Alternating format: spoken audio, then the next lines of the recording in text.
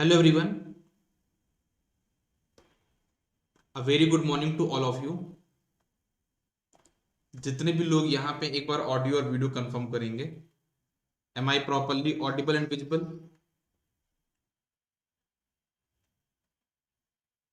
M I properly audible and visible?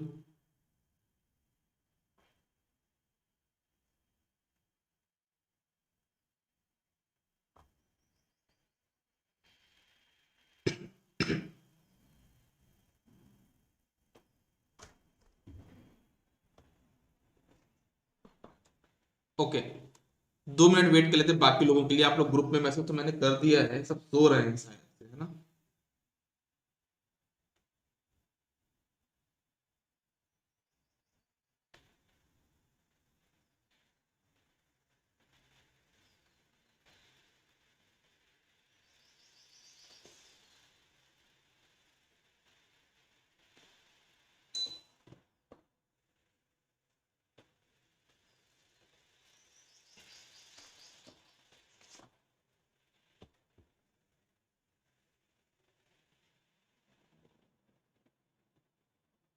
2 minute wait कर लेते हैं बाकी लोग का भी।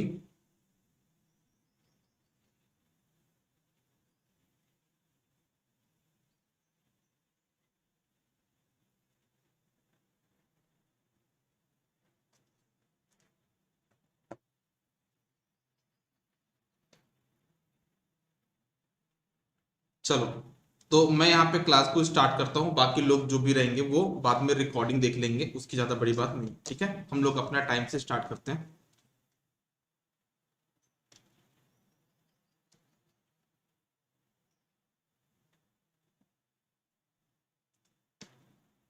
ठीक है, हम लोग अपना यहाँ पे सब्जेक्ट को स्टार्ट कर रहे हैं।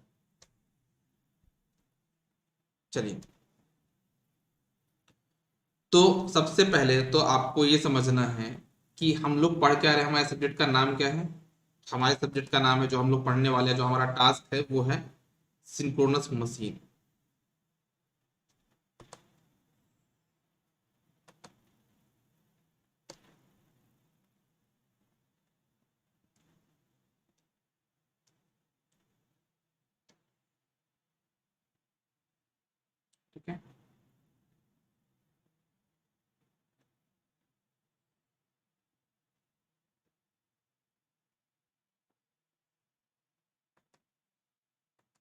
ठीक है,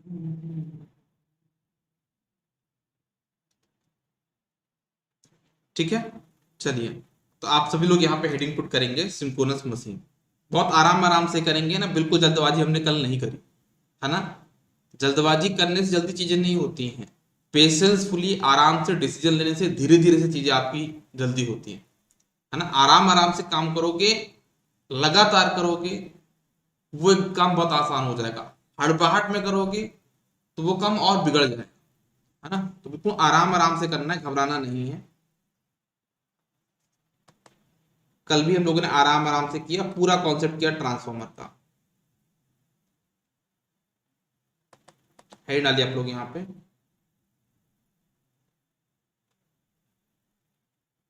सिंक्रोनस मशीन। ठीक है,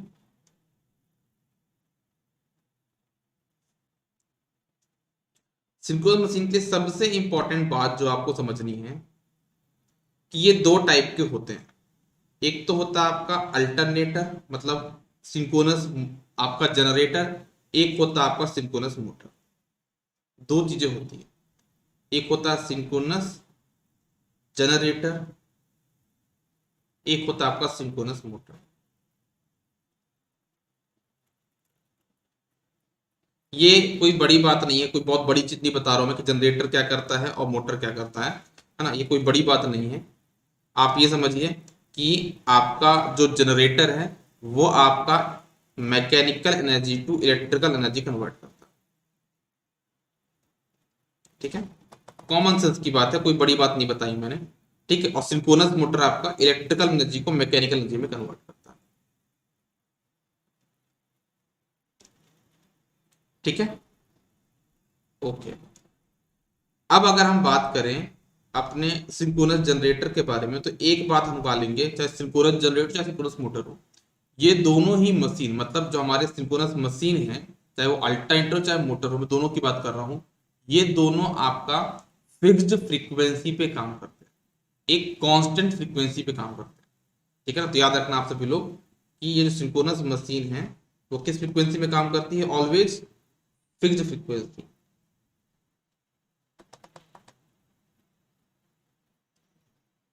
सिंक्रोनस मशीन की जो फ्रीक्वेंसी है वो क्या आपके पास यहाँ पे कांस्टेंट फ्रीक्वेंसी है ना। और आपको एक फॉर्मूला पता है, बहुत बेसिक फॉर्मूला होता है, F equals to P N by 120।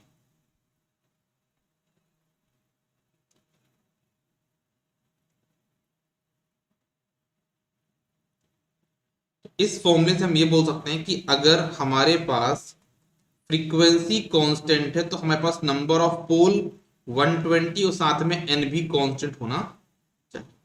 तो अगर फ्रीक्वेंसी कांस्टेंट है तो हमारा स्पीड भी यहाँ पे क्या होगा, कांस्टेंट होगा। मतलब हमारा सिंक्रोनस मशीन एक कांस्टेंट स्पीड पे वर्क करता है। इससे हम क्या बोल सकते हैं कि हमारा जो सिंक्रोनस मशीन है किस किस फ्रीक्वेंसी पे, किस फ्रीक्वेंसी पे काम करता है, कांस्टेंट फ्रीक्वेंसी पे काम करता है, जिसकी वजह से इसकी स्पीड भी क्या होती है, कांस्टेंट होती है।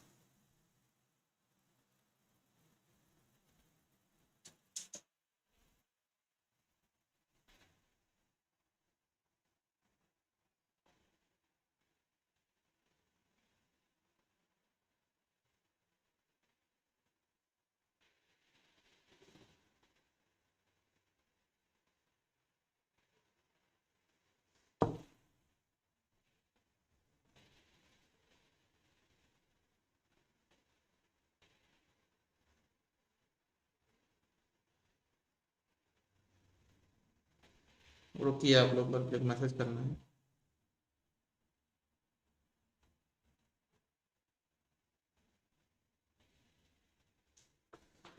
चलो, तो ये हो गया है ना। तो इसकी आपकी स्पीड भी यहाँ पे क्या होगी, कांस्टेंट होती है।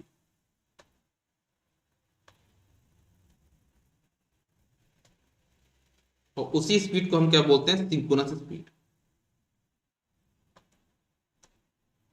उस स्पीड को हम क्या बोलते हैं, आपका सिंक्रोनस स्पीड बोलते हैं। ठीक है, ओके। नेक्स्ट पॉइंट जो आपको अल्टरनेटर के बारे में जानना है वो ये है कि ये किस प्रिंसिपल पे काम करता है। तो अगेन क्या बोलोगे, Faraday's law of electromagnetic induction. किस प्रिंसिपल पे काम करता है, जैसे आपका ट्रांसफॉर्मर काम कर रहा था ना, उसी सेम प्रिंसिपल पे ये काम करता है। क्या प्रिंसिपल है आपका, Faraday's law of electromagnetic induction.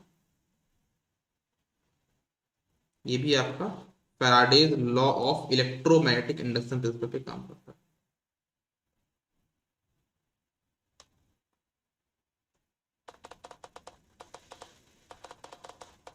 Faraday's law of electromagnetic induction.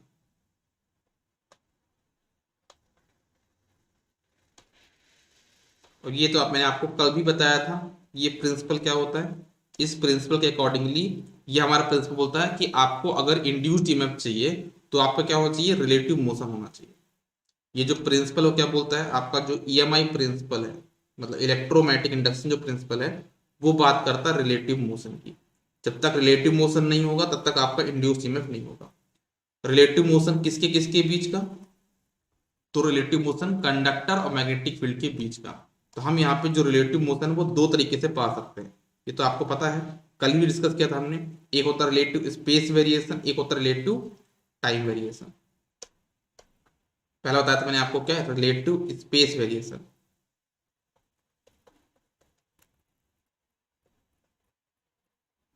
तो एक होता है आपका रिलेटिव टाइम वेरिएशन।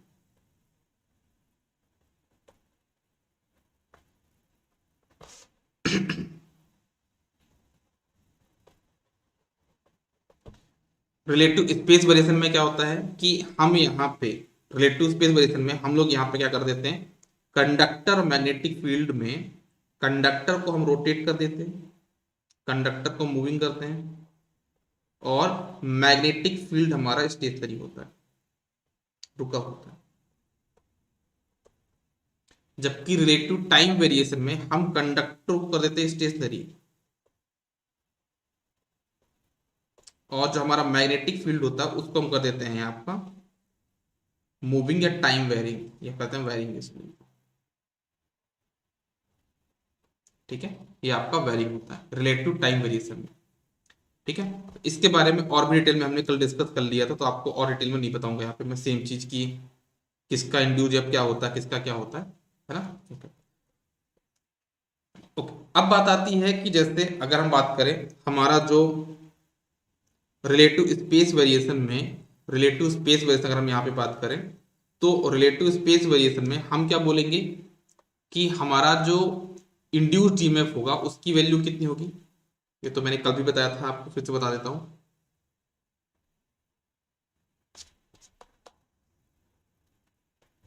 है ना, क्या बताया था मैंने आपका, रिलेटिव स्पेस वेरिएशन में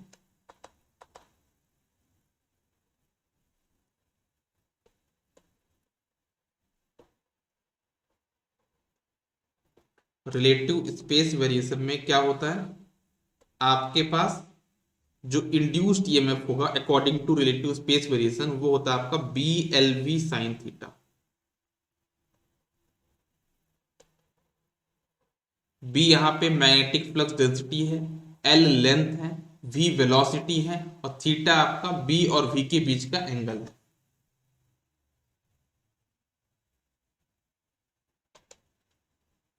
ठीक है, ओके। और इसका जो मैग्नीट्यूड है वो भी मैंने आपको बताया था, किसके थ्रू निकालते हैं हम लोग, फ्लेमिंग राइट हैंड रूल। अगर इसकी डायरेक्शन आपको बतानी है तो कैसे निकालते हैं हम लोग यहाँ पे, फ्लेमिंग राइट हैंड रूल। अच्छा यहाँ पे मैं आपको बताता हूँ, 2 मिनट रुकना। 2 रूल होते हैं ना आपके फ्लेमिंग के, इसकी जो डायरेक्शन है वो किससे निकालते हैं हम लोग यहाँ पे,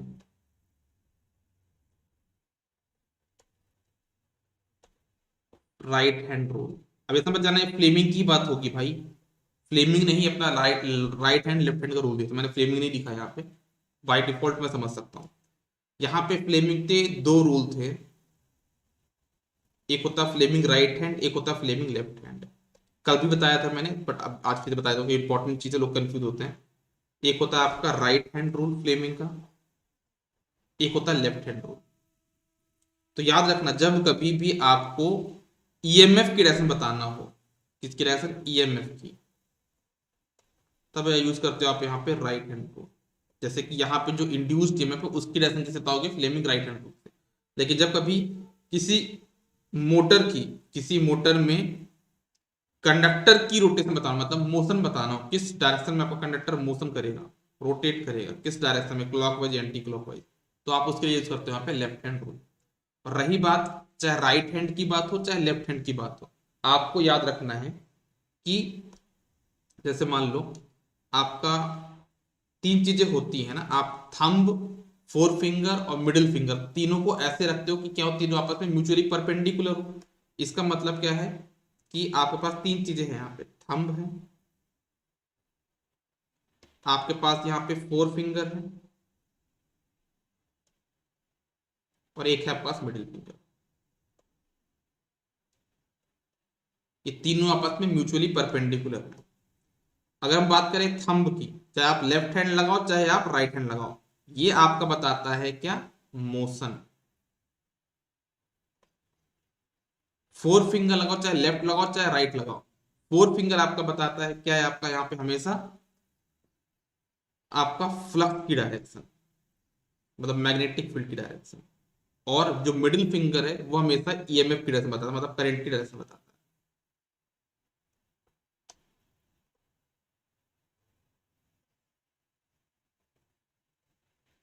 अब जैसे आप लगा रहे हो क्या, right hand rule. Right hand rule का काम क्या है, ईएमएफ को बताना। राइट हैंड का काम क्या है, ईएमएफ को बताना। मतलब अगर आपका थंब मोशन बता रहा है, फोर फिंगर आपका फ्लक्स बता रहा है, तो जो मिडिल फिंगर वो आपको क्या बताएगा, ईएमएफ बताएगा। लेकिन अगर आप लेफ्ट हैंड लगाओगे, तो लेफ्ट हैंड ले लिया आपने, लेफ्ट हैंड का जो थंब है, देखो लेफ्ट आपको क्या निकालना है, लेफ्ट हैंड रूल, मतलब मोशन निकालना है। तो आप क्या करोगे, अगर ये फोर फिंगर फ्लक्स को रिप्रेजेंट कर रही है, मिडिल फिंगर करंट को रिप्रेजेंट कर रही है, तो थंब किसको रिप्रेजेंट करेगा, मोशन को करेगा। ठीक है ना। तो तीनों चीजें तो सेम है, कुछ भी चेंज इसमें होता नहीं है। ठीक है, चलो। अच्छा एक चीज और याद रखिएगा, एक चीज याद रखिएगा, जो हमारा सिंक्रोनस मशीन है ना, उसमें हम लोग क्या करते हैं, दोनों ऑप्शन है कि हम भाई कंडक्टर को घुमा सकते हैं, मैग्नेटिक फील्ड को स्टेशनरी कर सकते हैं, है ना, या फिर हम यहाँ पे आर्मेचर को घुमा दें, मतलब कंडक्टर को घुमा दें, मैग्नेटिक फील्ड को स्टेशनरी रखें, या फिर मैग्नेटिक फील्ड को घुमा दें, कंडक्टर को हम स्टेशनरी रखें। तो दोनों में से हम चीजें यहाँ पे कर सकते हैं, दोनों चीजें हम लोग यहाँ पे कर सकते हैं। ठीक है, तो इनमें से हम लोग प्रिफर क्या करते हैं, हम लोग प्रिफर करते हैं यहाँ पे क्या, आपका stationary armature rotating magnetic field. हम लोग अपने कंडक्टर को स्टेशनरी रखते हैं और मैग्नेटिक फील्ड को घुमाते हैं। ठीक है ना, हम लोग यहाँ पे मैग्नेटिक फील्ड को घुमा देंगे और अपने कंडक्टर को क्या रखेंगे, स्टेशनरी रखेंगे। ठीक है, तो ये हम यहाँ पे प्रिफर करते हैं। उसके बहुत सारे रीजंस हैं, ऐसा हम क्यों करते हैं, आपको ब्रश कम लगते हैं, आपका इंसुलेशन कम लगता है ना, आपका इजिली आप रोटेट कर सकते हो, बहुत सारे रीजंस हैं। तो आप लोग लिखिएगा यहाँ पे, क्या बोला मैंने, स्टेशनरी आर्मेचर, लिख रहे हैं यहाँ पे एक पॉइंट, क्या बोला मैंने आपका,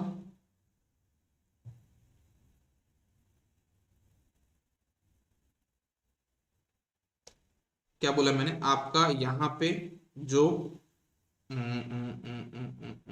मैसेज रिप्लाई कर दूंगा।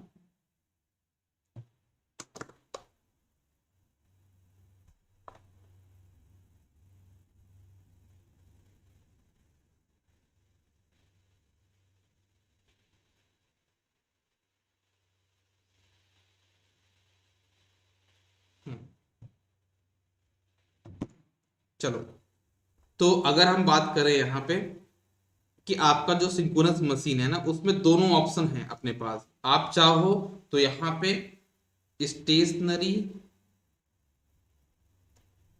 कंडक्टर, मतलब stationary armature and rotating field भी सिलेक्ट कर सकते हो, और आप चाहो तो इसको यहाँ पे रोटेटिंग आर्मेचर,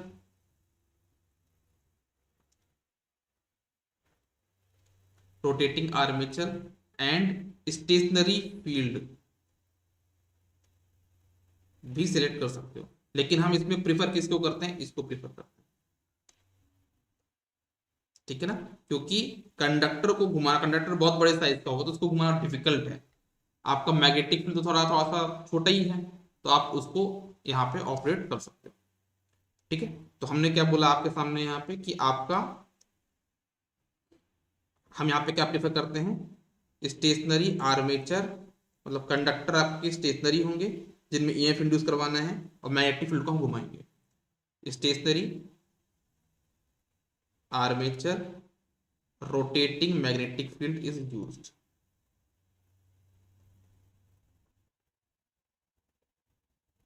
इज प्रिफर्ड लिख देता हूँ, इज प्रिफर्ड।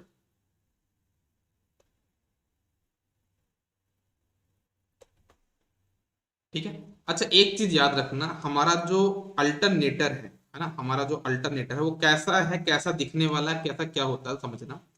हमारे अल्टरनेटर में, हमारे अल्टरनेटर में दो चीजें होने वाली है।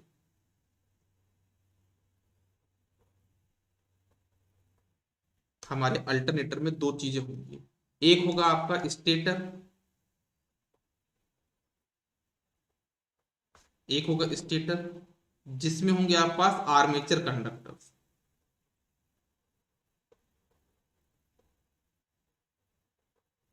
है ना, आर्मेचर कंडक्टर होंगे स्टेटर में, आपके पास स्लॉट होंगे छोटे छोटे छोटे छोटे, है ना, और उसमें आर्मेचर कंडक्टर होंगे, और स्टेशनरी आपको स्टेशनरी रहता है, मतलब ये कंडक्टर आपके स्टेशनरी हो। एक होता है आपके पास रोटर,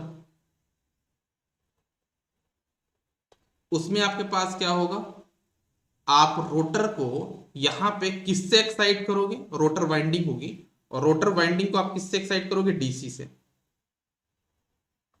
रोटर को आप, मतलब जो रोटर वाइंडिंग होगी उसको आप किससे एक्साइट करोगे, डीसी से, तो क्या होगा, मैग्नेटिक फील्ड क्रिएट कर देगा। फिर आप उसको घुमा दोगे प्राइम मूवर से, आप क्या करोगे, इसको प्राइम मूवर से घुमा दोगे, देन रोटेटेड बाय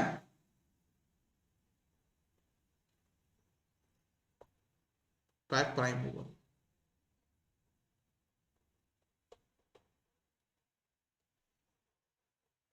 ये हमारा कुछ सेटअप है। हम अपने अल्टरनेटर में क्या करेंगे, स्टेटर मतलब स्टेटर में क्या होगा, आपके आर्मेचर कंडक्टर्स होंगे। रोटर जो होगा उसको हम डीसी सप्लाई देंगे तो मैग्नेटिक फील्ड क्रिएट हो जाएगा, और उस मैग्नेट को वो घुमाना भी है तो हम क्या करते हैं, उस रोटर को घुमा भी देते हैं किसके थ्रू, प्राइम मूवर के। ठीक है, तो हमारे पास क्या हो जाएगा यहाँ पे कि कंडक्टर तो रुके हुए हैं, मैग्नेटिक फील्ड क्रिएट भी हो गया और वहां पे उसमें रिलेटिव मोशन भी मिल रहा है। और जब रिलेटिव मोशन मिल रहा है तो क्या होगा, आपके कंडक्टर पे आपका ईएमएफ इंड्यूस होगा according to Faraday's law of electromagnetic induction.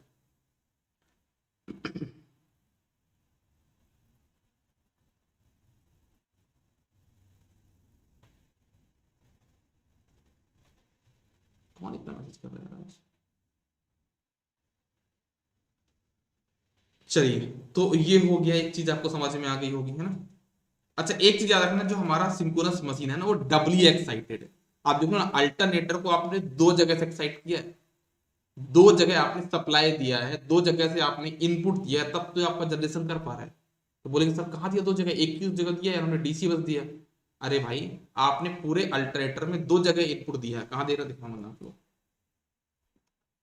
ये आपका ऐसे मान लीजिए अल्टरनेटर है, जैसे मान लो ये आपका अल्टरनेटर है, ये आपका अल्टरनेटर है। इस अल्टरनेटर में आपने सबसे पहले एक सप्लाई दी थी डीसी को, मतलब सॉरी रोटर को सप्लाई दी थी, कौन सी, डीसी। एक तो ये सप्लाई हो गई, और एक जगह आप क्या कर रहे हो, उसको प्राइम मूवर से रोटेट करा रहे हो, तो आप यहां पे दे रहे हो प्राइम मूवर इनपुट।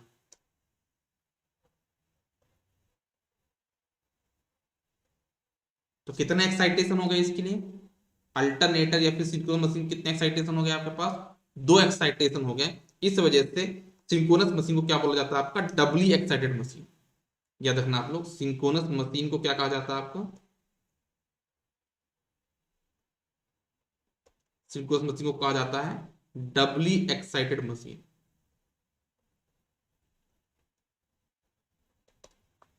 ठीक है, डबली एक्साइटेड मशीन बोला जाता है। ओके, हमारे पास अगर थोड़ा सा हम एक छोटी सी बात करें, हमारे पास यहाँ पे हमको दो फॉर्मूले याद रखने हैं, एक छोटे से। एक होता है आपका ओमेगा का फॉर्मूला, ओमेगा का फॉर्मूला होता है हमारा टीपीएम मतलब prime mover torque minus TEM divided by B. B आपका यहाँ पे कांस्टेंट है। ठीक है, ये होता है आपका ओमेगा का फॉर्मूला, और यहाँ पे टीईएम का फॉर्मूला होता है, टीईएम का फॉर्मूला होता है ई आई ए अपॉन ओमेगा। तो आप इस चीज को समझिएगा, जब कभी भी लोड जीरो होगा तो आपका आई ए जीरो होगा, जब आई ए जीरो होगा तो टीईएम क्या होगा, आपका जीरो होगा, और जब टीईएम जीरो होगा तो आपका जो ओमेगा वो अपनी कांस्टेंट स्पीड से घूम रहा होगा, क्योंकि उस टाइम पे सिर्फ प्राइम मूवर टॉर्क बस हो।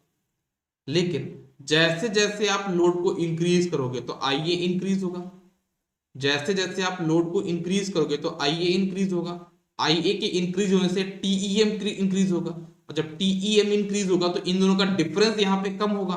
लेकिन आपको क्या करना पड़ता है, जब टीईएम इंक्रीज हो रहा है तो आपको यहाँ पे ओमेगा कांस्टेंट बनाना है, क्योंकि ओमेगा आपकी क्या है, यहाँ पे फ्रीक्वेंसी है, आपको उसको कांस्टेंट बनाना है। तो क्या करोगे आप, इसको टीपीएम को भी क्या करोगे, इंक्रीज करोगे।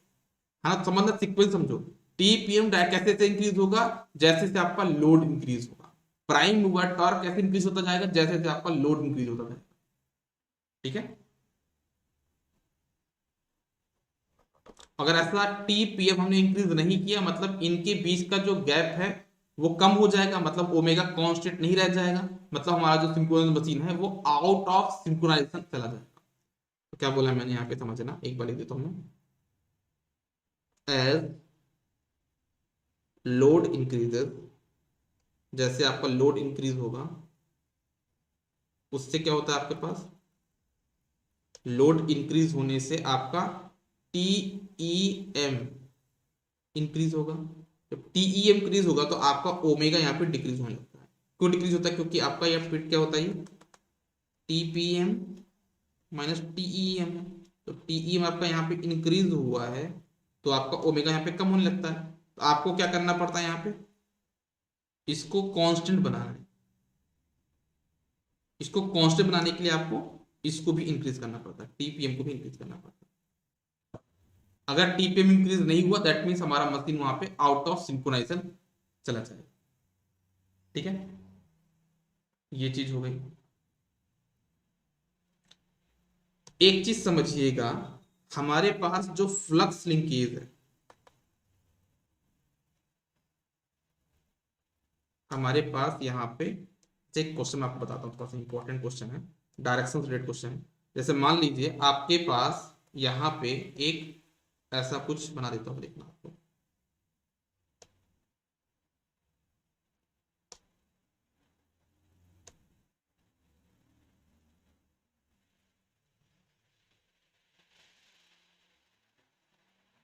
ठीक है, सबको ध्यान समझिएगा कैसे बता रहा हूँ मैं।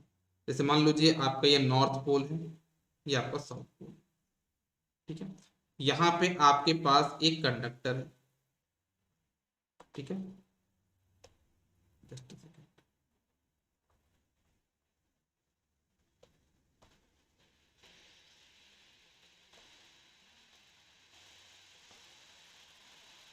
एक आपके पास यहाँ पे कंडक्टर है, थोड़ा बड़ा बनाया है कंडक्टर मैंने, एक यहाँ पे। ठीक है, देख सकते हो डायग्राम में आप लोग, मैंने दो कंडक्टर यहाँ पे बना दिए। ठीक है, ओके। अब मुझे ऐसा बोला जा रहा है, मुझे ऐसा बोला जा रहा है कि जो मैग्नेटिक फील्ड है उसको मैंने घुमाया ऐसा, और इसको घुमाया मैंने ऐसा।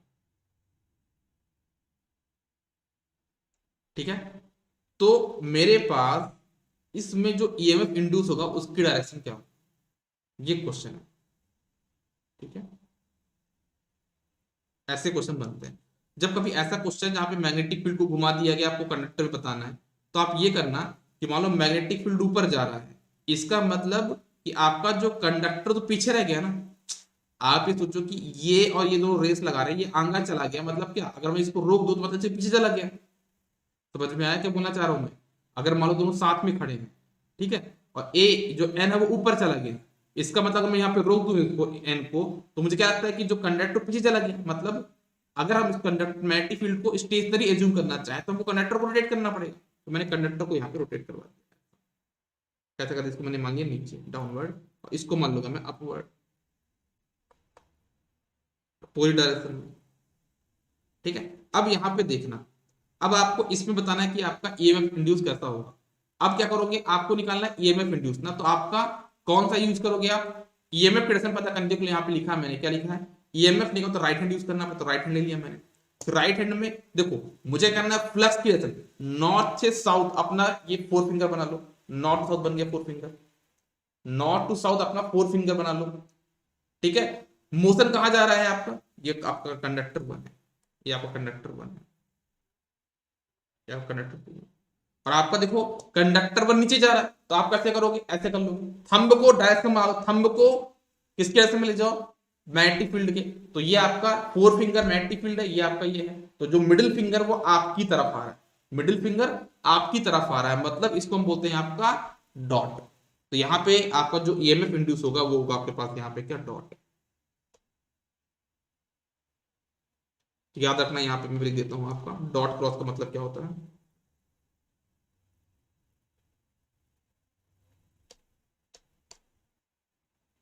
डॉट मतलब होता है करंट आउटवर्ड, बाहर आ रही करंट, और क्रॉस मतलब होता है करंट इनवर्ड।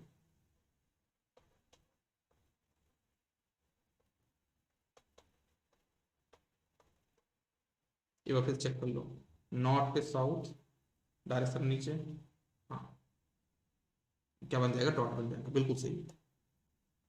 बी क्या है, बी आपका कांस्टेंट है ना, बी आपका कांस्टेंट है, अभी आप उसके बारे में ज्यादा मत सोचिए, डैम्पिंग कोफिशिएंट आप बोल सकते हो यहाँ पे। ठीक है, चलिए,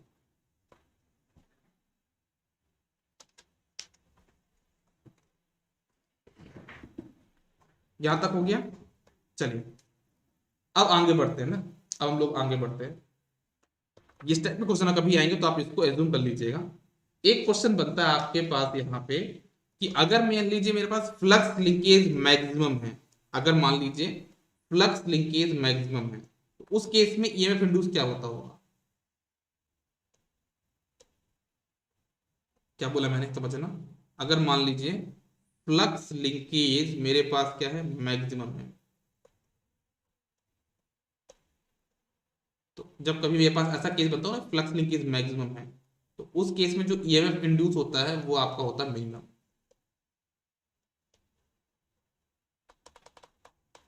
उस केस में आपका जो ईएमएफ इंड्यूस होता है वो होता है मिनिमम।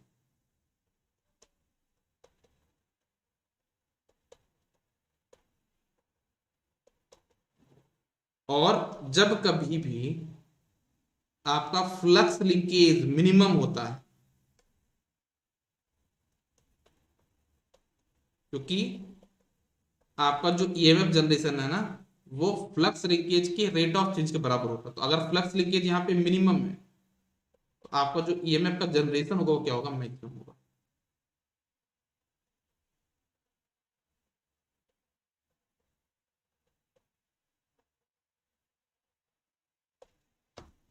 ठीक है,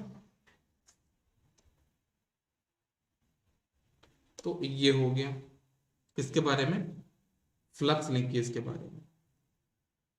ठीक है, अब बात आती है हमारे पास हमारे अल्टरनेटर में, है ना। जैसे हमारे अल्टरनेटर में फेज सीक्वेंस होता है, आर वाई बी, जैसे कंडक्टर हमारे हैं, है ना, आर्मेचर कंडक्टर्स हैं, वो आपका एक फेज सीक्वेंस वो फॉलो करेंगे, आर वाई बी या आर बी वाई। तो वो कैसे चेंज होता है, वो क्या होता है, समझना। समझा क्या बोला मैंने आपके सामने यहाँ पे, मैंने बोला फेज सीक्वेंस।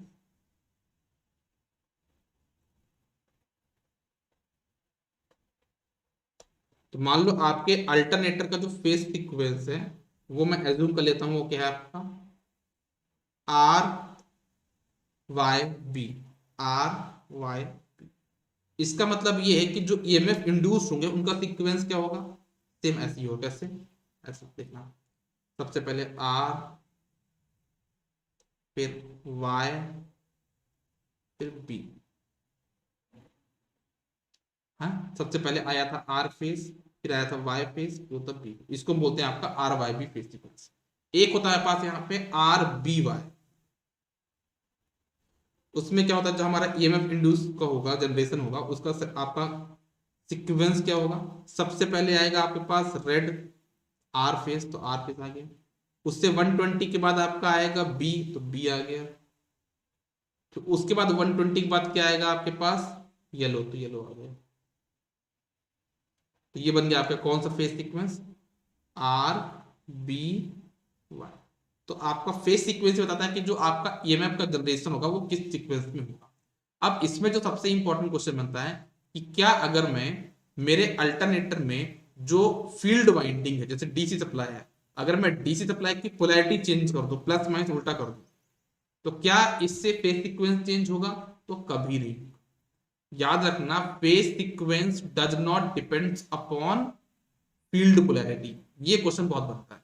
फेज सीक्वेंस, आपके अल्टरनेटर का जो फेज सीक्वेंस है वो आपके फील्ड वाइंडिंग के पोलैरिटी पे डिपेंड नहीं करता, वो सिर्फ डिपेंड करता है किसमें, आपके कंडक्टर के मोशन पे, डायरेक्शन ऑफ अल्टरनेटर, है ना। तो ये चीज आप लिखिएगा।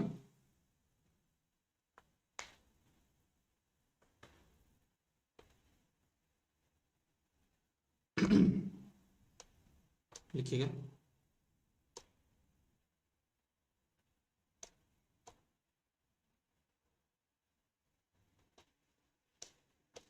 यहाँ पे जो फेज सीक्वेंस है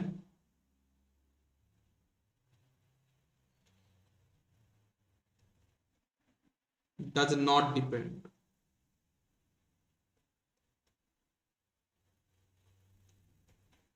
does not depend on field polarity, field polarity पे डिपेंड नहीं करता है।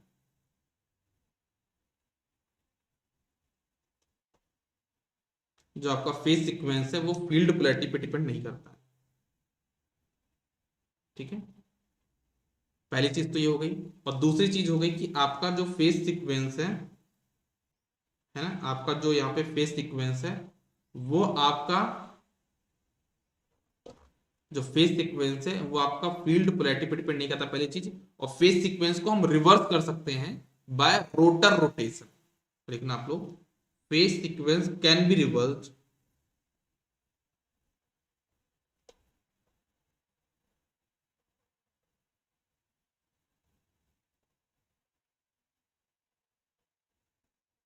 Can be reversed bye rotor rotation.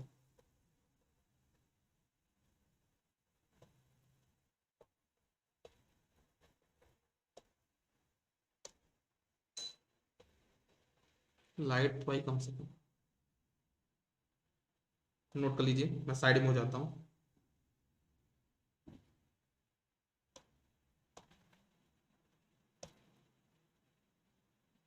हाँ, प्राइम मूवर रोटेशन भी कर सकते हैं, बिल्कुल बोल सकते हैं। प्राइम मूवर से तो हम घुमा रहे हैं ना, तो अल्टीमेटली प्राइम मूवर अल्टरनेटर का पार्ट नहीं हुआ ना। प्राइम मूवर से जो स्पीड हमको मिल रही है वो बात कर रहे हैं। अब बिल्कुल जिस जिस डायरेक्शन में प्राइम मूवर रोटेट करेगा उसी डायरेक्शन में आपका क्या क्या रोटर रोटेट करेगा। अल्टीमेटली हमको कंडक्टर का रोटेशन देखना है, ठीक है। तो प्राइम मूवर रोटेशन भी बोल सकते हैं, उसमें कोई दिक्कत की बात नहीं।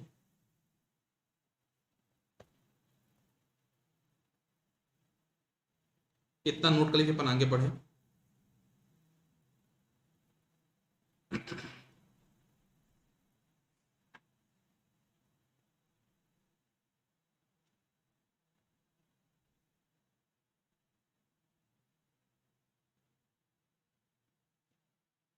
अच्छा, एक चीज और है वो भी लिख देता हूं मैं।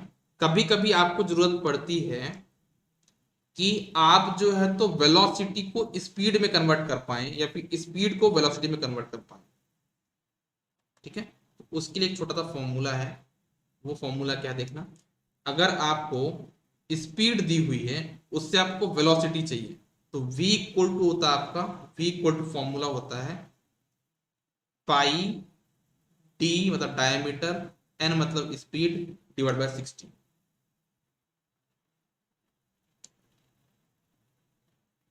इससे आप मिल जाएगा मीटर पर सेकंड। मतलब जो चीज आपको पहले n की जो यूनिट थी वो क्या थी आपकी आरपीएम में, है ना। जो आपका पहले आरपीएम था उसको आपने मीटर पर सेकंड में कन्वर्ट कर लिया,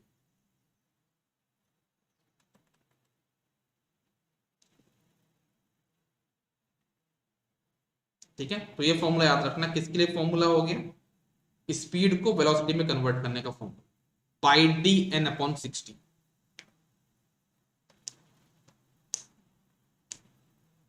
हो गया सबका, यहां तक आगे बढ़े, चलो।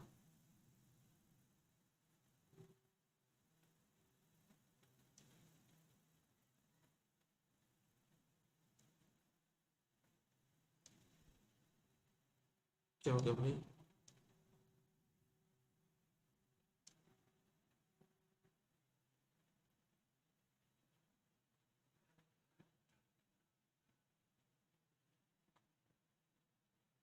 ठीक है, चलो।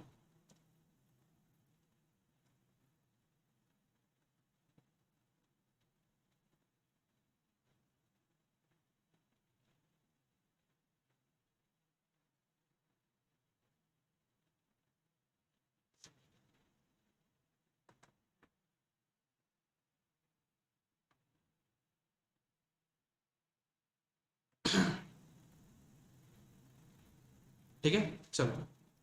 तो अब हम बात करते हैं यहाँ पे किसके बारे में, थोड़ा सा हमारा जो स्टेटर होता है उसके बारे में थोड़ा सा बात करते हैं, इंपॉर्टेंट बातें, और थोड़ा सा रोटर के लिए इंपॉर्टेंट बातें हम लोग यहाँ पे करते हैं, ठीक है ना। तो अगर हम यहाँ पे स्टेटर के बारे में थोड़ा सा बात करें, अपने अल्टरनेटर के हम लोग स्टेटर के बारे में बात करते हैं।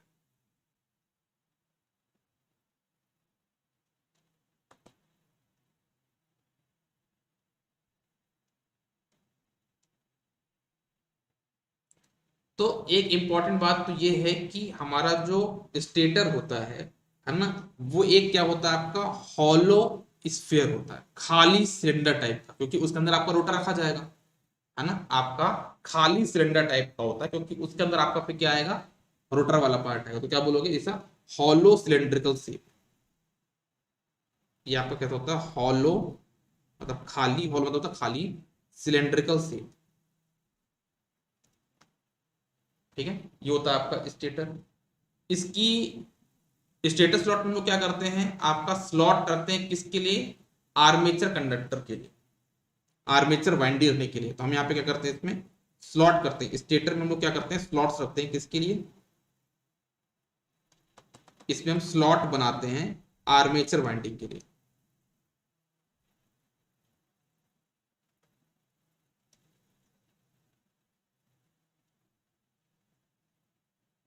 आर्मेचर वाइंडिंग मतलब कंडक्टर जिनमें आपको ईएमएफ इंड्यूस करवाना है, ठीक है ना, उसी को हम बोलते हैं आपका आर्मेचर वाइंडिंग। जो आपका स्टेटर है वो किस मटेरियल का बना होता है, वो आपका बना होता है सीआरजीओ स्टील का। याद रखना आप लोग, वो आपका किसका बनता है, सीआरजीओ स्टील का बना होता है। जो स्टेटर है वो आपका सीआरजीओ स्टील का बना होता है। ठीक है, और हम लोग स्टेटर को लेमिनेशन भी कर देते हैं, लेमिनेटेड भी कर देते हैं।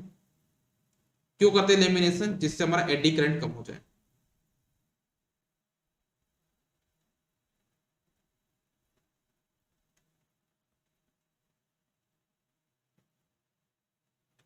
एडी करंट, हाँ, तो हम लोग, हमारा जो कोर होता है ना, वो हॉलो सिलेंड्रिकल है, उसमें स्लॉट्स होते हैं जिनमें आर्मेचर वाइंडिंग रखी जाती है। और आपका जो स्टेटर का कोर है वो सीआरजी स्टील का बना होता है, उसको हम लोग लेमिनेशन करते हैं क्योंकि हमको एडी करंट को कम करना है। ठीक है, ओके, तो ये हो गया आपको इसके बारे में कहानी, स्टेटर के बारे में कहानी। ठीक है, अब थोड़ा सा हम बात करते हैं कहानी किसके बारे में, आपके रोटर के बारे में। तो रोटर हमारे पास दो टाइप के होते हैं।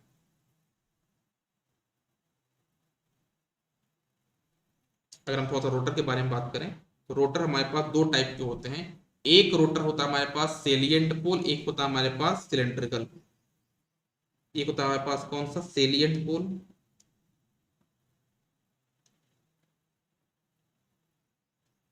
सेलिएंट पोल, एक होता है हमारे पास यहाँ पे सिलेंड्रिकल रोटर। ठीक है, तो सबसे पहले हम बात करते हैं किसके बारे में, सेलिएंट पोल के बारे में थोड़ा सा डिस्कस हम लोग यहाँ पे करते हैं। सेलिएंट पोल, देखो, जिस भी अल्टरनेटर में सेलिएंट पोल रोटर यूज होता है उसको हम बोलते हैं सेलिएंट पोल अल्टरनेटर।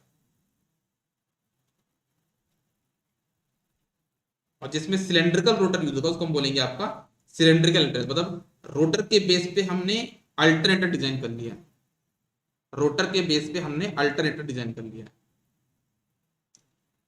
ठीक है, जैसे हम लोग बोल रहे हैं यहाँ पे सेलिएंट पोल, सेलिएंट पोल का डायग्राम थोड़ा सा मैं बनाना चाहूंगा आपके लिए, एक इमेजिन हो पाए कैसा होता है आपका सेलिएंट पोल। देखना, सेलिएंट पोल ऐसा कुछ होता है, आपके पास यहाँ पे प्रोजेक्टेड में इलेक्ट्रोड होते हैं इस टाइप के।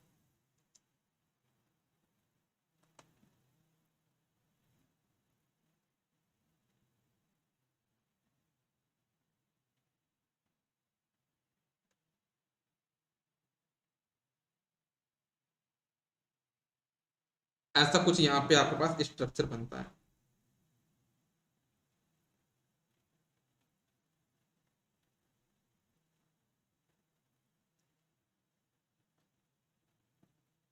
इसको हम बोलते हैं आपका सेलिएंट पोल अल्टरनेटर। इस टाइप का आपके पास यहाँ पे कुछ बनता है। ठीक है, और इनमें आपकी होती है यहाँ पे वाइंडिंग, यहाँ पे ऐसा, इसको हम बोलते हैं आपका फील्ड वाइंडिंग। हमारे पास यहाँ पे होती है फील्ड वाइंडिंग, और इसको हम देते हैं, जो रेड कलर से बनाया मैंने वो फील्ड वाइंडिंग हो गई, और उसको हम देते हैं आपका डीसी सप्लाई से एक्साइटेशन। उसको जो जो हमारी फील्ड वाइंडिंग आएगी, यहाँ पे देखना, फील्ड वाइंडिंग बाहर आई, उसको हम दे देंगे आपके पास यहाँ पे क्या, यहाँ पर आता है, ये फील्ड वाइंडिंग बाहर आ गई, इसको हम दे देंगे डीसी सप्लाई। ये हमारा होता है सेलिएंट पोल अल्टरनेटर। तो सेलिएंट पोल अल्टरनेटर में आपको ये समझना है कि जो फील्ड वाइंडिंग है वो कहाँ पे प्लेस की जाती है। तो अगर देखो कि अंदर एक स्ट्रक्चर जो बनाया था मैंने इस टाइप का, इस टाइप का जो स्ट्रक्चर बनाया ना मैंने, इसको हम बोलते हैं आपका क्या, पोल कोर। इसको हम बोलते हैं आपका क्या, पोल कोर। इसको पोल कोर, और इसको बोलते हैं जूते के शेप पर पोल शू, इसको बोलते हैं आपका पोल शू। तो याद रखिएगा हमारे सेलिएंट पोल अल्टरनेटर में जो आपकी फील्ड वाइंडिंग प्लेस की जाती है वो पोल कोर पे की जाती है, पोल शू पे की जाती है, क्या बोलोगे, पोल के कोर पे की जाती है। तो हमारी जो फील्ड वाइंडिंग है वो कहां पे की जाती है, पोल कोर पे। ठीक है, ये हो गई बात। अगर हम यहाँ पे देखें हमारा जो एयर गैप है, अगर हम यहाँ पे देखें एयर गैप है ना, तो वो हमारे पास हर जगह बराबर है क्या, नहीं भाई बराबर तो नहीं है। हम देख सकते हैं कि यहाँ पे इसको बोलते हैं डायरेक्ट एक्सिस, ये हमारी क्या डायरेक्ट एक्सिस, ये हमारी quadrature axis, this is our D axis, this is our Q axis. तो हम बोल सकते हैं ना कि हमारा जो एयर गैप है वो डायरेक्ट एक्सिस में तो मिनिमम है लेकिन क्वाड्रेचर एक्सिस में मैक्सिमम है। मतलब एयर गैप आपके पास यहाँ पे यूनिफॉर्म नहीं है। कौन कौन कर रहे हैं यार ये?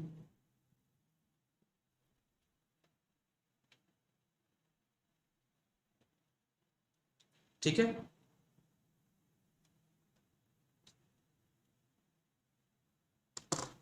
एक मिनट मैसेज कर देता हूँ।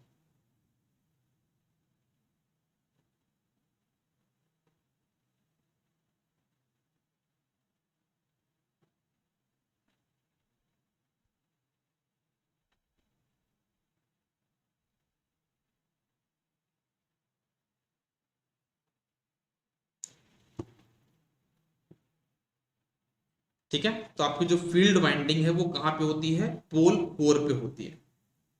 ठीक है ना, और आपका जो एयर गैप बताया आपका सेलिएंट पोल में आपका जो एयर गैप होता है वो नॉन यूनिफॉर्म है, याद रखना ये आपका सही है आपका नॉन यूनिफॉर्म। नॉन यूनिफॉर्म क्यों है भाई, हमने देख लिया ना कि डी आपका डी एक्सिस में क्या है आपका ये मिनिमम है एंड क्यू एक्सिस में क्या होगा आपका मैक्सिमम होगा। देख सकते हो आप एयर गैप आपका डी एक्सिस में मिनिमम है एंड क्यू एक्सिस में आपका मैक्सिमम है।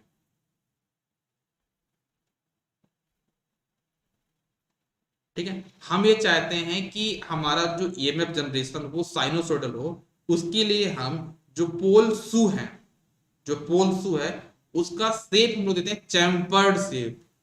क्या करते हैं हम यहाँ पे पोल शू का शेप कैसे देते हैं, चैम्पर्ड शेप।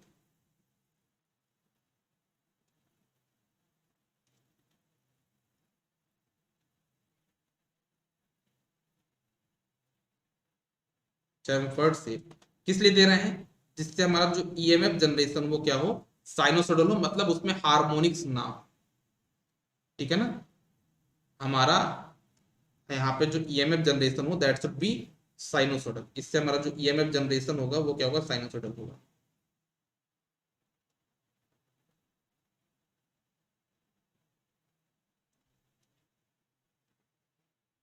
ठीक है, ओके। अच्छा, याद रखना जो सेलियंट पोल अल्टरनेटर है ना, जो सेलियंट पोल अल्टरनेटर है उसमें यहाँ पे जो पंखे टाइप के बने, पंखे टाइप के बने यहाँ पे, इसको घुमाना है तो आप इसको ज्यादा स्पीड में नहीं घुमा सकते। क्यों नहीं घुमा सकते, क्योंकि इसमें एक लार्ज सेंट्रीफ्यूगल फोर्स लगेगा और ये डंडी आपकी टूट सकती है। ठीक है ना, समझ में आया क्या बोला मैंने, कि आप इसको ज्यादा तेजी से नहीं घुमा सकते, है ना। तो हमने क्या बोला कि सेलियंट पोल अल्टरनेटर के लिए एक बात ध्यान देना है कि इसकी जो स्पीड है वो बड़ी कम होती है यार। कितनी होती है इसकी स्पीड रेंज, इसकी जो स्पीड होती है वो होती है आपके पास 50 आरपीएम से लेके 1000 आरपीएम के बीच। मतलब आप इसमें से प्राइम मूवर से रोटर को ऐसा घुमाएंगे कि वो धीरे धीरे घूमता रहे। ठीक है, मतलब ये किस टाइप का अल्टरनेटर है, हाई स्पीड अल्टरनेटर या लो स्पीड अल्टरनेटर, क्या बोलोगे, this is a low speed alternator, क्या बोलोगे आप इसको, ये आपका है यहाँ पे जो है वो आपका क्या, this is your low speed alternator.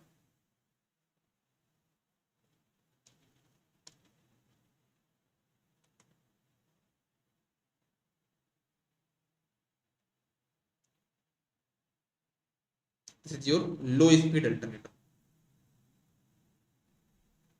कि आपका हाई स्पीड अल्टरनेटर, इसको आप ज्यादा नहीं घुमा सकते, लो स्पीड अल्टरनेटर। मैंने एक फॉर्मूला बताया था आपको, क्या बताया था आपका फॉर्मूला, ये वाला Pn/120। अब आपको n तो यहाँ पे कम हो गया, n कम हो गया तो फ्रीक्वेंसी तो फिक्स है, फ्रीक्वेंसी आपको 50 हर्ट्ज है, तो नंबर ऑफ पोल आपको क्या करने पड़ते हैं, इंक्रीज करने पड़ते हैं। तो याद रखना, आपसे क्वेश्चन पूछा जाएगा सेलिएंट पोल और आपका सिलेंड्रिकल सिलेंड्रिकल अल्टरनेटर में कौन से में नंबर ऑफ पोल ज्यादा होते हैं, तो क्या बोलोगे, सेलिएंट पोल नंबर ऑफ पोल ज्यादा होते हैं। क्यों ज्यादा होते हैं, क्योंकि यहाँ पे स्पीड कम है, तो अल्टीमेटली अगर आपको 50 हर्ट्ज पाना तो नंबर ऑफ पोल आपको इंक्रीज करना पड़ेगा। तो कितने पोल होते हैं अराउंड इसके, अगर 50 आरपीएम पे घूम रहा है तो हमको 120 पोल चाहिए होते हैं, और अगर ये आपका 1000 आरपीएम पे घूम रहा है तो हमको 6 पोल चाहिए होगा। इसकी जो रेंज है 120 से 6 पोल तक की रेंज। अब ये बताओ कि हमारा जैसे अल्टरनेटर बनके तैयार है, सेलिएंट पोल अल्टरनेटर बनके तैयार है, इसको हमको लगाना है कहीं पे, और मतलब ऐसा लगाना है कि कौन सा प्राइम मूवर है जो इसको धीरे धीरे घुमाता रहे। तुरंत बोलोगे सर हाइडल प्लांट, जो डैम में पानी गिरता है वो आराम आराम से गिरता है, तो नहीं बहुत तेज घुमा देगा 1000 आरपीएम, धीरे धीरे गिराएगा ना। तो हम इसको यहाँ पे क्या बोल सकते हैं, हाइडल प्लांट में यूज कर सकते हैं। मतलब यहाँ पे जो प्राइमर होगा वो क्या होगा, हाइड्रो टर्बाइन होगा। इसमें जो आपका सेलिएंट पोल अल्टरनेटर है, इसको हम लोग कहाँ पे लगा देंगे, आपके डैम वगैरह में। क्यों डैम वगैरह में लगा देंगे, वहां से पानी गिरेगा, प्राइम मूवर घूमेगा धीरे धीरे, उससे आपका रोटर घूमेगा, ज्यादा देर नहीं घूमेगा, ज्यादा देर मुझे घुमाना घुमाना भी नहीं है, ठीक है ना। तो आप लोग लिखना है यहाँ पे कि जो आपका सेलिएंट पोल अल्टरनेटर है उसको आप क्या बोलोगे,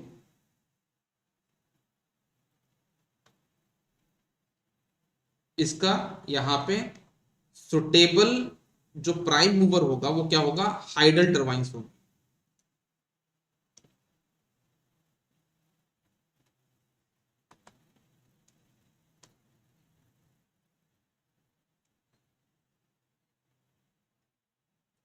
सुटेबल जो टर्बाइंस हैं वो कौन सी होंगी आपकी, हाइडल टर्बाइन। जैसे कौन कौन सी टर्बाइन है जो हाइड्रो टर्बाइन है,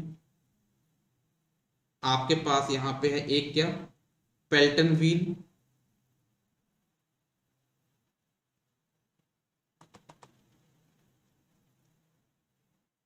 ठीक है, कैप्लन टर्बाइन, और एक है आपका यहाँ पे फ्रांसिस टर्बाइन, ठीक है, ये हो गया। अब बात आती है कि हमारा जो है ना, हमारे पास यहाँ पे इसमें क्या कहते हैं हमारे,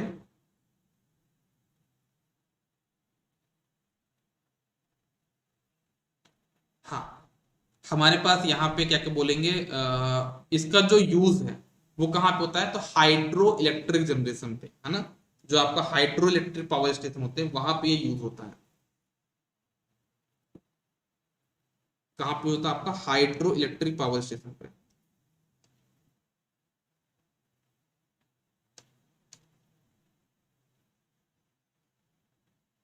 used in hydro electric power station.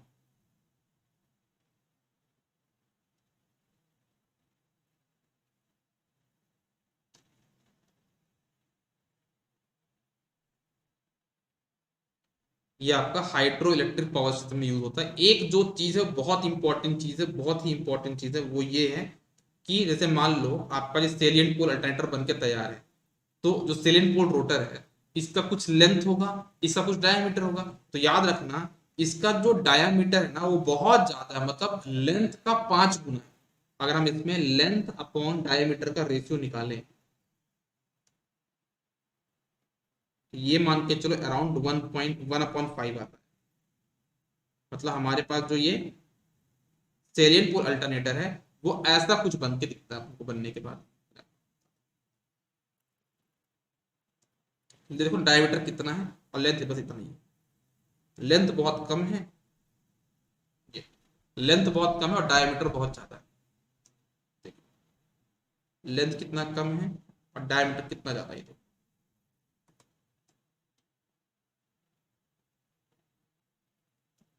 This is your D and this is your length, है ना।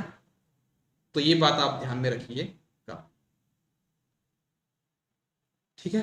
तो आई थिंक मैंने आपको यहाँ पे सब कुछ बता दिया है किसके बारे में, सेलिएंट पोल अल्टरनेटर के बारे में। क्या क्या बताया मैंने, सेलिएंट पोल अल्टरनेटर में आपकी जो फील्ड वाइंडिंग होती है वो पोल कोर पे होती है, ठीक है, समझ में आ गया। फिर आपके पास यहाँ पे इनमें क्या होता है, जो एयर गैप है वो नॉन यूनिफॉर्म है, मतलब डी एक्सेस में मिनिमम गैप है, क्यू एक्सेस में मैक्सिमम गैप है। पोल शू का जो हम शेप बनाते हैं चैम्फर्ड शेप का बनाते हैं, जिससे हमको ईएमएफ क्या मिले, साइनसॉइड मिले। ये लो स्पीड पे काम करता है, मतलब ना, क्योंकि इसमें लार्ज सेंट्रीफ्यूगल फोर्स आएगा, इसको आप ज्यादा तेज घुमाओगे तो इसकी जो विंड है वो टूट सकती है, जो इसके पॉजिटिव जो इलेक्ट्रिक है ना प्रोजेक्टेड यहाँ पे क्या बोलोगे पोल कोर है वो टूट सकते हैं, इसलिए हमको इसमें नंबर ऑफ पोल भी ज्यादा करना पड़ता है। सुटेबल टर्बाइन बता दी मैंने, और इनका लेंथ और डायमीटर का रेशियो भी मैंने बता। एक चीज और याद रखना, जैसे मैंने बताया ना आपका यहाँ पे पोल शू है, तो पोल शू में यहाँ पे क्या होता है आपका डैम्पर वाइंडिंग, ये आपका क्या है यहाँ पे damper winding,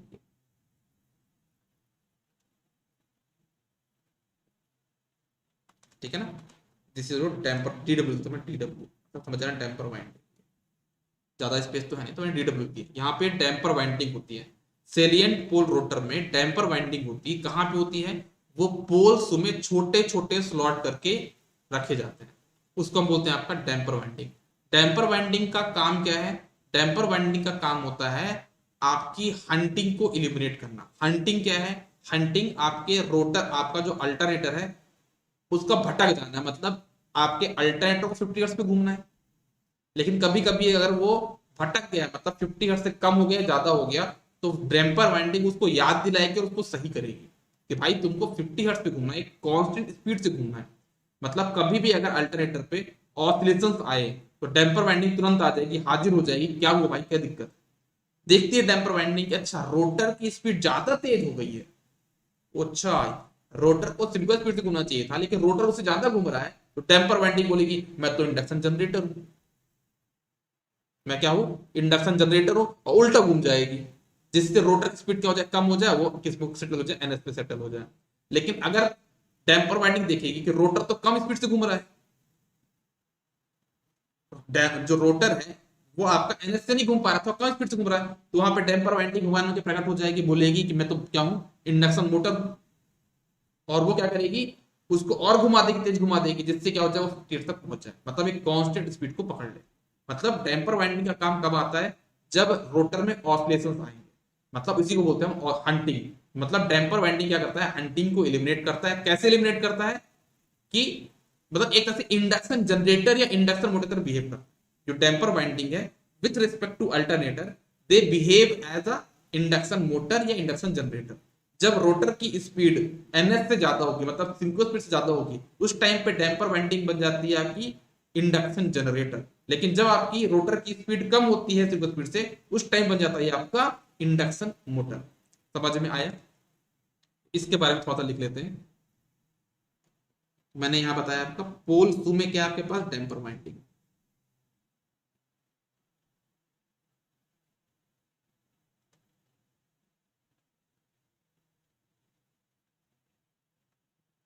damper winding.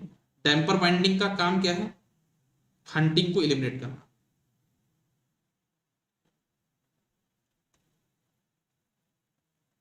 Eliminate hunting.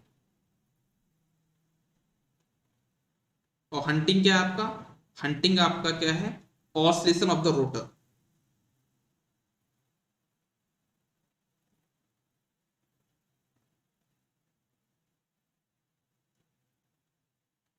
है ना। तो अब मैंने क्या बताया यहाँ पे समझना, मैंने बोला कि अगर मान लो हंटिंग के दौरान ऐसा हो गया कि एनआर की स्पीड ज्यादा हो गई एनएस से,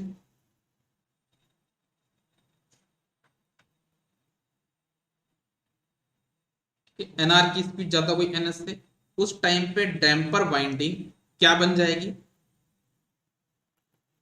इंडक्शन जनरेटर। और किस डायरेक्शन में रोटेट करेगी, अपोजिट डायरेक्शन। जिससे एनआर कम होगा, जिससे एनआर कम हो क्या हो जाएगा, वो फिर एनएस पे सेटल हो जाएगा। एनआर कम होके आपका एनएस के बराबर हो जाएगा, है ना। उससे जब अपोजिट डायरेक्शन में होगा तो एनआर क्या होगा, यहाँ पे कम होगा, और जब एनआर कम होगा तो क्या हो जाएगा, एटलीस्ट फाइनली वो किस सेटल हो जाएगा, सेटल टू एनएस, जो हमको चाहिए था। या फिर मैंने क्या बोला आपको कि जब आपका एनएस एनआर की स्पीड, रोटर की स्पीड सिर्को स्पीड से कम होगी, NR is less than NS, इस टाइम पे डैम्पर वाइंडिंग किसकी तरह काम करेगी, आपकी इंडक्शन मोटर की तरह।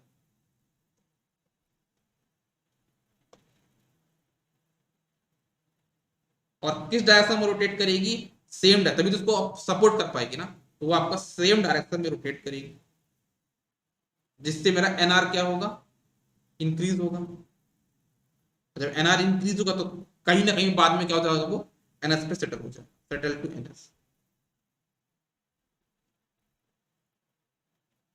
मतलब हमने ये देखा कि डैम्पर वाइंडिंग का जो इफेक्ट है वो कब है, जब हमारे पास ऑसिलेशन आते हैं तब। अगर ऑसिलेशन गए, अगर ऑसिलेशन गायब हो गए, मतलब डैम्पर वाइंडिंग इफेक्ट नहीं है फिर। डैम्पर वाइंडिंग तो इंडक्शन जनरेटर है, ना ही वो मोटर है, वो कुछ भी नहीं काम कर रही, वो शांति से बैठी है। डैम्पर वाइंडिंग का काम क्या है, जब ऑसिलेशन आएगा तभी वो काम करेगी। ठीक है, तो ये हो गया आपके पास पूरा का पूरा सेलिएंट पोल अल्टरनेटर। सभी को क्लियर है यहां तक, बताइए। ये आपका यहां तक कितनी कहानी हो गई, सेलिएंट पोल अल्टरनेटर की कहानी हो गई। अभी हमने इतना पढ़ लिया, एक पेज ये पढ़ा था, है ना, यहां से कहानी शुरू हुई थी, हम यहां तक पहुंच चुके। अब हम बात करते हैं किसके बारे में, आपका सिलेंड्रिकल रोटर के बारे में थोड़ा डिस्कस करते हैं, है ना। अब हम लोग थोड़ा सा जानते हैं किसके बारे में, सिलेंड्रिकल रोटर के बारे में थोड़ा डिस्कशन करते हैं। तो आप लोग हेडिंग पुट करना, सिलेंड्रिकल रोटर।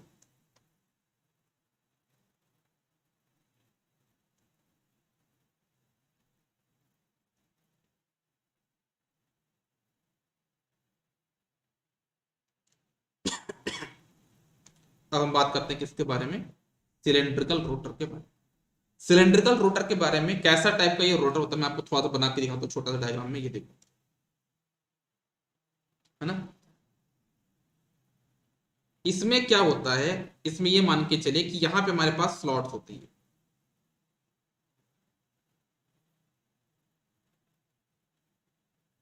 मान लो अगर इसका जो क्रॉस सेक्शन एरिया है वो 100% है, ठीक है। ये मान के चले कि इसमें 2/3 एरिया में, 2/3 मतलब एक दो तिहाई हिस्सा में हम क्या करते हैं, स्लॉट कर देते, कट कर देते। दो तिहाई हिस्सा इसका स्लॉटेड होता है और एक तिहाई हिस्सा को खाली कर देते हैं। एक इसका जो एक तिहाई हिस्सा है ना, देखो ये आपका हिस्सा खाली है, यहाँ पे ये खाली जगह है, तो वह एक तिहाई हिस्सा यहाँ पे खाली कर देते हैं, किसके लिए, फॉर फॉर्मेशन ऑफ पोल, पोल के फॉर्म होने के लिए। एक तिहाई जो एरिया है उसको हम क्या करते हैं, अनस्लॉटेड। अनस्लॉटेड क्यों, क्योंकि भाई वहां तो पोल फ्रेम में होगा ना, आप वहां पे कट कर दो, पोल कहां पे फ्रेम होगा, नहीं हो पाएगा। ठीक है, ओके। इसमें जो एयर गैप है वो क्या है, आपका यूनिफॉर्म। इसमें जो एयर गैप होता है यहाँ पे आपका आर्मेचर होगा, सॉरी आपका स्टेटर होगा, स्टेटर का गैप क्या है आपका, यूनिफॉर्म। तो क्या बोलोगे, एयर गैप आपका यहाँ पे यूनिफॉर्म।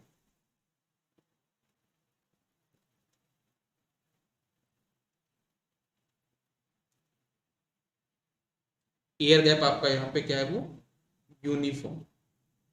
तो आपका जो ईएमएफ जनरेशन होगा क्या होगा, साइनोसॉइडल। ठीक है, इसकी जो स्पीड होती है ना, बहुत तेज स्पीड में इसको घुमा सकते हैं। कितनी स्पीड मान लीजिए इसको, अराउंड 1500 से 3000 आरपीएम तक घुमा सकते हैं। हम इसको 1500 से 3000 आरपीएम पे घुमा सकते हैं। इसकी वजह से मैं इसको बोलता हूं कि ये मेरा क्या है, एक हाई स्पीड अल्टरनेटर। क्या है मेरे पास, ये हाई स्पीड अल्टरनेटर। और हाई स्पीड को बोलते हैं टर्बो अल्टरनेटर, इसका नाम है सिलेंड्रिकल रोटर का नाम है, सिलेंड्रिकल रोटर अल्टरनेटर का नाम है टर्बो अल्टरनेटर। तो कोई पूछे टर्बो अल्टरनेटर किसको बोलते हैं, क्या बोलोगे, सिलेंड्रिकल अल्टरनेटर को बोलते हैं टर्बो अल्टरनेटर। ठीक है, ओके।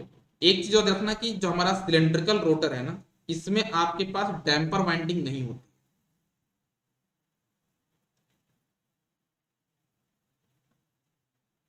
इसमें आपके पास डैम्पर वाइंडिंग नहीं है, नो डैम्पर वाइंडिंग।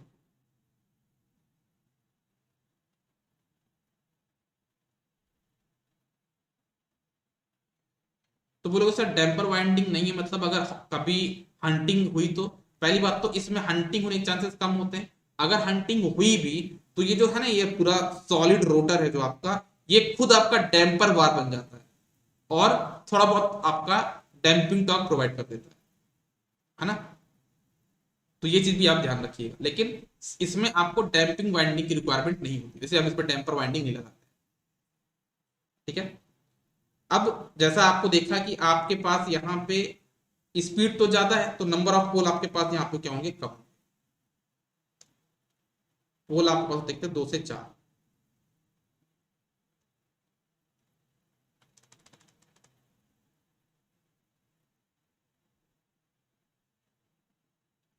दो से चार पोल होते हैं। अच्छा एक चीज और है, इसका हम लोग यूज कहाँ पे करते हैं, स्टीम पावर प्लांट में यूज करते हैं, क्योंकि वहां पे हमको तेज घुमाना पड़ता है स्टीम के थ्रू, तो इसको कहाँ पे यूज करते हैं, स्टीम पावर प्लांट पे।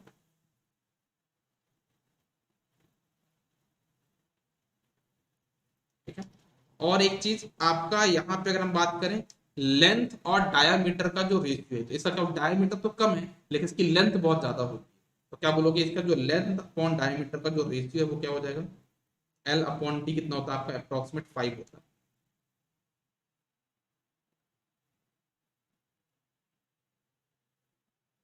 मतलब लेंथ बहुत ज्यादा है और डायमीटर आपका बहुत कम है।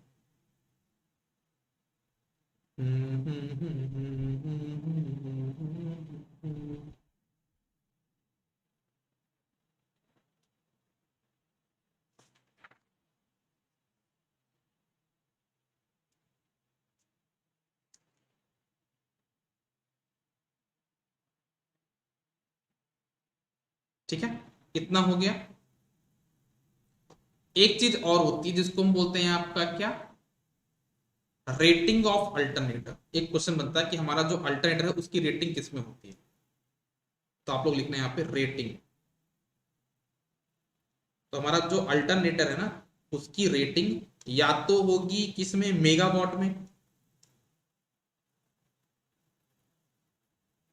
या फिर अगर कभी ये एमवीए में हुआ भी, एमवीए रेटिंग में हुआ भी, अगर कभी एमवीए हुआ भी तो साथ में आपका पावर फैक्टर मेंशन रहेगा।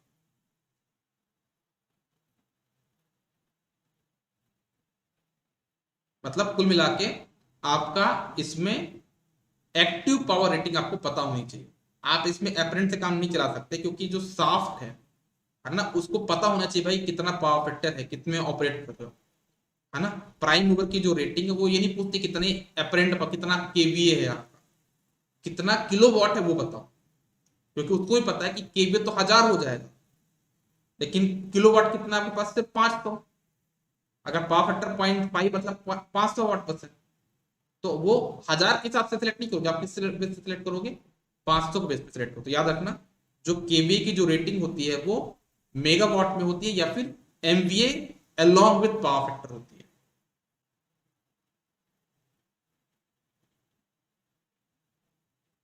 ठीक है।